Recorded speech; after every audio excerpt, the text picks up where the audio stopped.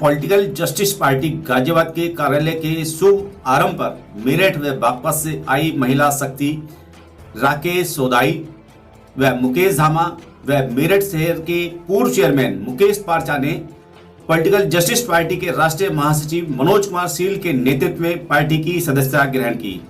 Political justice party Ghaziabad कार्यालय में इन्हें पार्टी का सम्मानित पटका व फूल माला पहनाकर सदस्यता ग्रहण कराई। सदस्य ग्रहण करने के उपरांत मुकेश पारचा, राकेश सोदाई, मुकेश धामा ने पार्टी के विषय में अपने अपने विचारों से भी अवगत कराया। पॉलिटिकल जस्टिस पार्टी ही देश में समता, समानता, बंधुता, न्याय पर चलते हुए भारतीय संविधान को स्थापित कर देश के लोगों को उनका हक अधिकार दिलाने में कामयाब होगी, ऐसी आस्था आज सदस्यता लेने वालों ने जाहिर की। पार्टी कार्यालय गाजियाबाद पर आज देखा जाए पॉलिटिकल जस्टिस पार्टी का जो ऑफिस का भी एक तरीके से अनावरण कहेंगे, उद्घाटन कहेंगे, या यूँ कहेंगे कि आज ही इसकी शुरुआत हो रही है और कहीं ना कहीं महिला शक्ति के रूप में आज इस ऑफिस का उद्घाटन हो रहा है। हमारे बीच में जो है महिलाएं आई हुई हैं जिन्होंने आज जो है पॉलिटिकल जस्टिस पार्टी की सदस्यता तो ली है और साथ के साथ आज अपने चंद कदमों से आज पॉलिटिकल जस्टिस पार्टी के इस प्रांगण को भी सुशोभित किया है। उन्हीं के साथ में मुकेश पारचा जी भी हमारे बीच आए हुए हैं जो उनको लेके आए हैं। सबसे पहले उन्हीं से जानकारी लेंगे।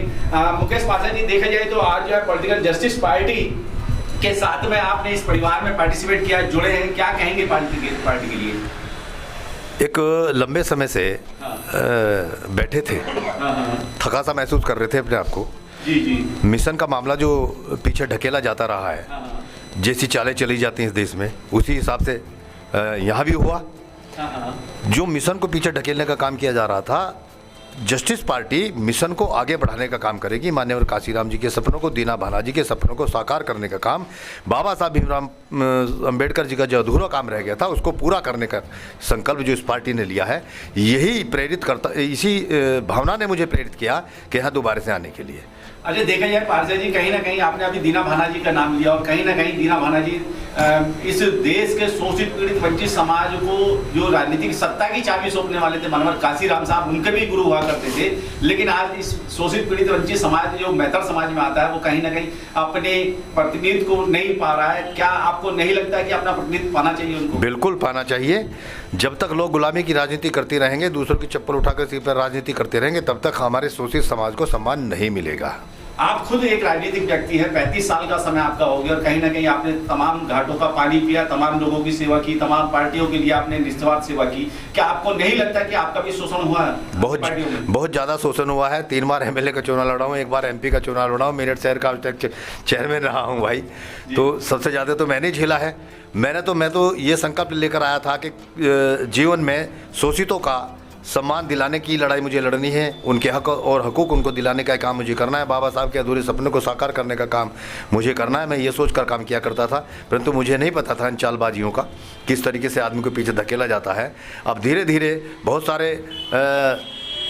जैसे हमारे महामंत्री जी हैं अपना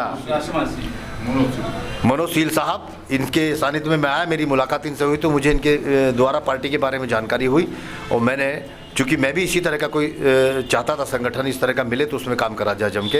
अब जीवन पर्यंत में शोषितों के लिए, पिछड़ों के लिए, इन सब लोगों के लिए काम करना चाहता हूँ, जिनके हक और हकूक़ मारे जाते हैं, उन लोगों के लिए काम करना चाहता हूँ। अच्छा मुकेश पारचा जी, क्या आपको नहीं लगता कि जहाँ इस देश के अंदर समता, समानता, बंधुता, न्याय यानी कि संविधान की बात करने वाली पार्टी होनी चाहिए, लेकिन कहीं ना कहीं जो पार्टियां इस देश के अंदर कहीं ना कहीं वो एक मानसिकता की ग्रस्त हैं, वो कहीं ना कहीं एक समाज का, एक विचार का उत्थान करना चाहती है, लेकिन शोषित पीड़ित वंचित समाज जो है, जो निचला तबका समाज है, जिसको जो है वो मौलिक अधिकार मिलने चाहिए, उनको हक अधिकार मिलने चाहिए, उनको नहीं मिल पा रहे। क्या आपको लगता है कि पॉलिटिकल जस्टिस पार्टी वो हक अधिकार दिला पाएगी? बिल्कुल, इसमें अच्छे चेहरे सामने आ रहे हैं जिनसे मैं अभी तक मुलाकात करी है। मैंने जैसे सील साहब से मैं प्रभावित हुआ, सिद्धार्थ जी से मैं प्रभावित हुआ, मेरे साथी हैं जो मुझे यहाँ तक लेकर, सील साहब के यहाँ तक लेकर आए थे। ऐसे समय पे मैं उनका भी उल्लेख करना चाहूँगा जो मुझे यहाँ तक लेकर आए, और मैं धन्यवाद अदा करना चाहूँगा अपनी दोनों साथियों का, कुमारी राकेश सोदाई जी का भी और ये चौधरी मुकेश धामा जी का भी मैं वो करना चाहूँगा, चूँकि इन्होंने भी मेरे हौसले को बढ़ाने का काम किया है।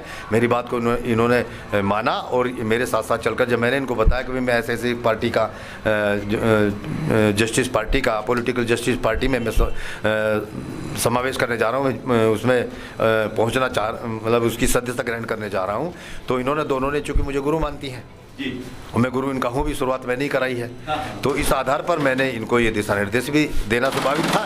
भाई अगर तुम कुछ अच्छा चाहते हो तो यहाँ आओ, चूँकि महिलाओं को राजनीति का, महिलाओं को हर क्षेत्र में आज़ादी का जो काम किया है वो बाबा साहब भीमराव अम्बेडकर ने किया है। अच्छा, क्या लगता है पॉलिटिकल जस्टिस पार्टी में आके आज आप कैसा सुकून महसूस कर रहे हैं? मुझे ऐसा लग रहा है, मान्यवर काशीराम जी के बाद वैसा हो गया था मामला, सरपरस्त कोई रहा नहीं था। अब मुझे ऐसा लग रहा है चीफ जस्टिस पार्टी के आने से फिर से कुछ लोगों की सरपरस्ती मिल गई है और हम इस उम्र में भी दौड़ने का काम करेंगे, समाज को जोड़ने का काम करेंगे। सदस्य ग्रहण करिए, क्या कहेंगे? पहले तो अपना परिचय दीजिए। मेरा नाम कुमारी राकेश सोदाई और मैं जिला बागपत से आई हूँ। और आज मैंने जस्टिस पार्टी जो है ये ज्वाइन की है। मुझे लगा कि जो हमारे जो दबे कुचले दलित शोषित जो वर्ग हैं उनके अधिकारों की लड़ाई हमेशा लड़ते आए हैं, लेकिन उन्हें अधिकार नहीं मिले हैं। हमने भी काफ़ी पार्टियों में काम किया है, लेकिन सभी पार्टियों में मैंने देखा है कि हर जगह जातिवाद की राजनीति है।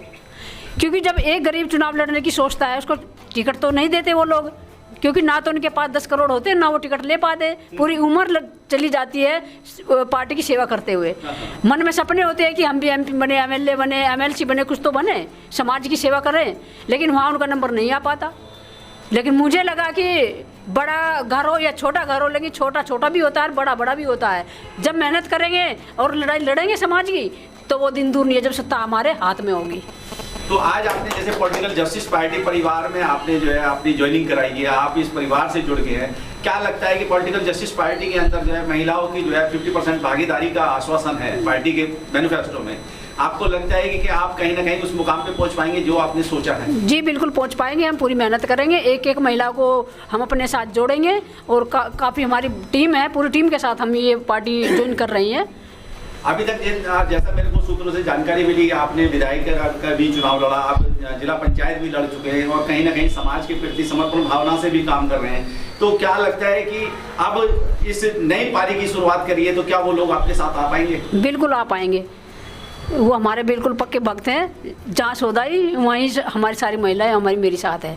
क्या कहेंगे कि आने वाले समय में अगर पॉलिटिकल जस्टिस पार्टी का उज्जवल भविष्य होता है तो पार्टी के भविष्य के बारे में क्या कहेंगे? पार्टी के भविष्य में तो ये है कि कोई छोटी बड़ी पार्टी जब एक दूसरे से गठबंधन हो या अपनी खुद की अपने बलबूते पे आगे बढ़ रही है तो ये तो अब एक फैशन हो गया है हर पार्टी का कि भाई उस पार्टी से हम जो है विलय कर रहे हैं।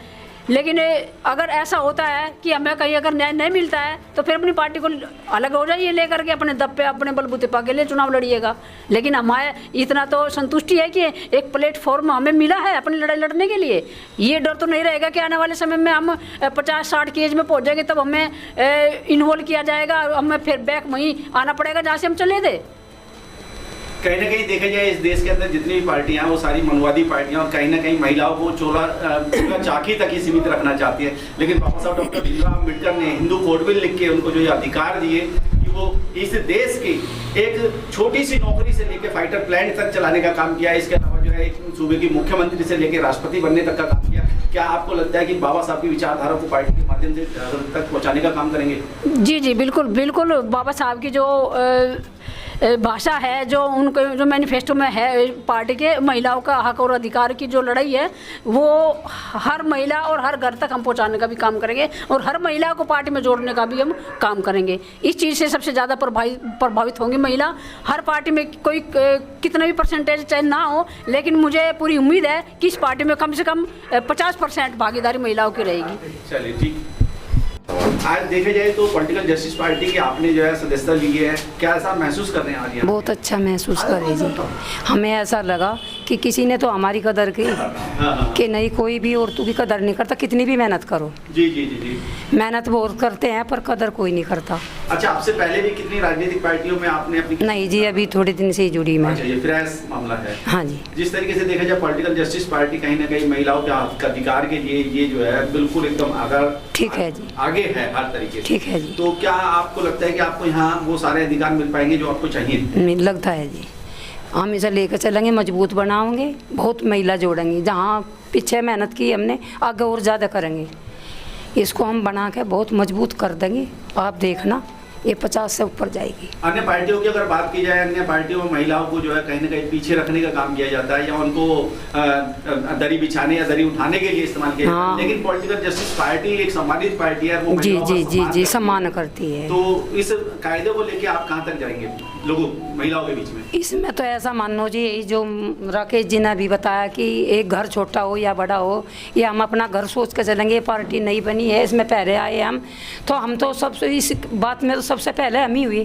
तो अब से बाद में तो सबको हमें जोड़ना है, समझाना है, आगे लेके जाना है। हम तो 100% सोच रहे जी।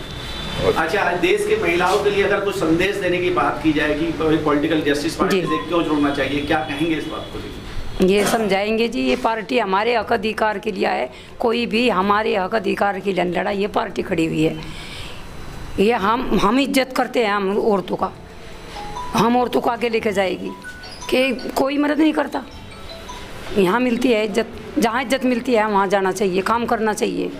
देखो काम तो सब करते हैं, मेहनत तो सब करते हैं, पर इज्जत नहीं मिलती आदमी को।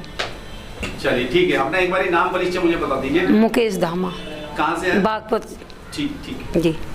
पॉलिटिकल जस्टिस पार्टी के राष्ट्रीय महासचिव मनोज सिंह जी हमारे बीच हैं और देखा जाए तो आज पॉलिटिकल जस्टिस पार्टी के ऑफिस की शुरुआत ही समझ लीजिए कि महिलाओं ने यहाँ पार्टी की सदस्यता ली है। कैसा महसूस कर रहे हैं, क्या कहेंगे आज के लिए? नहीं, मेरे लिए बड़े सौभाग्य का दिन है, क्योंकि जिला कार्यालय गाजियाबाद में आज ही हमने इसका इनॉग्रेशन किया है।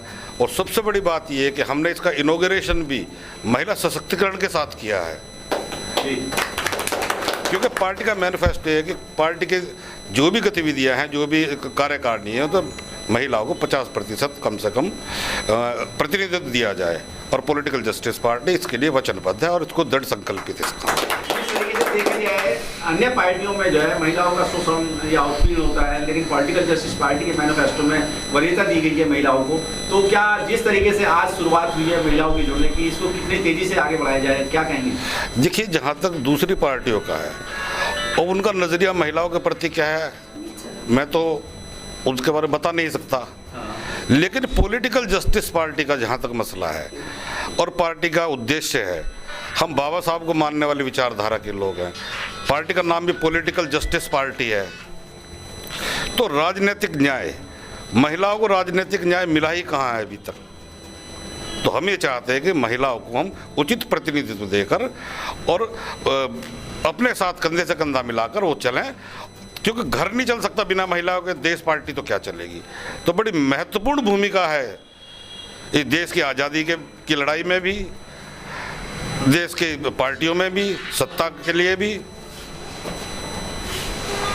तो जिस तरीके से आज जो है शुरुआत हुई है और निरंतर ये काफिला बढ़ता रहना चाहिए, परिवार बढ़ता रहना चाहिए, तो क्या लगता है आपको कि आने वाले समय में पॉलिटिकल जस्टिस पार्टी के अंदर जो है शीर्ष नेतृत्व भी कहीं कभी महिलाओं के हाथ होगा? हाँ बिल्कुल, ये तो ऐसा संभव नहीं, क्योंकि डेमोक्रेसी है पार्टी में, संविधान पार्टी का ये कहता है।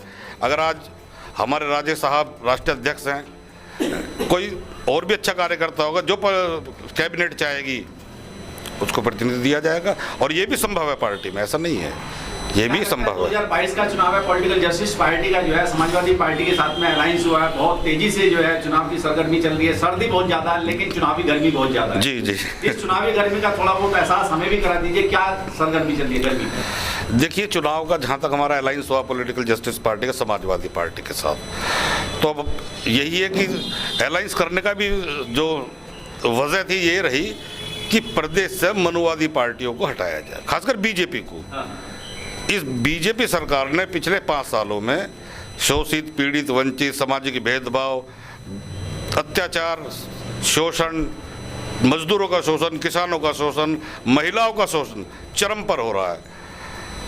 अब बिल्कुल ये जरूरी हो गया कि इस सरकार को प्रदेश से बिल्कुल खदेड़ा जाए। जिस तरीके से आप दिन रात जो है इतनी भरी सर्दी के अंदर भी अपनी टीम के साथ में जो है गाड़ी दौड़ा रहे हैं, घर, गली, चौपाल और ब्लॉक स्तर पे जाके लोगों को समझाने का काम कर रहे हैं कि इस बार कहीं ना कहीं जो है अखिलेश की सरकार बने, पॉलिटिकल जस्टिस पार्टी की सरकार बने, तो क्या लगता है आपको कहाँ तक ये 100% हो सकता है? देखिए, प्रदेश की जनता सब जानती है। और वो किस तरफ जाएगी ये भी उन्हें पता है। भारतीय जनता पार्टी से पूरा प्रदेश त्रस्त है और निसंदेह समाजवादी पार्टी की सरकार बनेगी और मुलायम सिंह अखिलेश यादव जी मुख्यमंत्री बनेंगे। पॉलिटिकल जस्टिस पार्टी हर तरह से समाजवादी पार्टी के साथ कंधे से कंधा मिलाकर चलेगी।